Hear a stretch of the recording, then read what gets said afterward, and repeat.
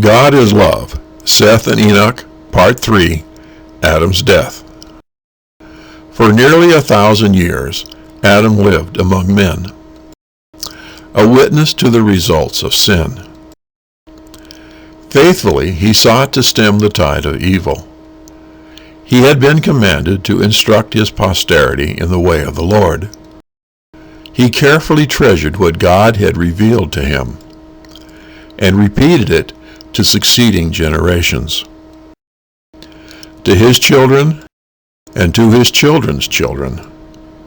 To the 9th generation, he described man's holy and happy estate in paradise, and repeated the history of his fall, telling them of the suffering by which God had taught him the necessity of strict adherence to God's law, and explaining to them the merciful provisions for their salvation. Yet there were but few who gave heed to his words. Often he was met with bitter reproaches for the sin that had brought such woe upon his posterity. Adam's life was one of sorrow, humility, and contrition. When he left Eden, the thought that he must die thrilled him with horror. He was first made acquainted with the reality of death in the human family when Cain, his firstborn son, became the murderer of his brother.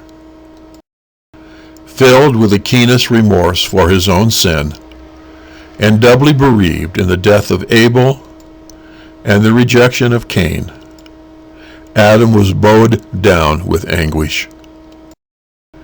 He witnessed the widespreading corruption that was finally to cause the destruction of the world by a flood.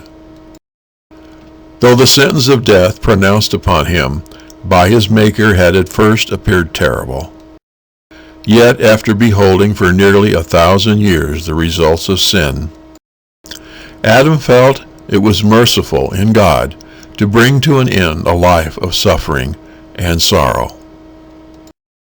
Tomorrow, Seth and Enoch, Part 4, the Antediluvian World.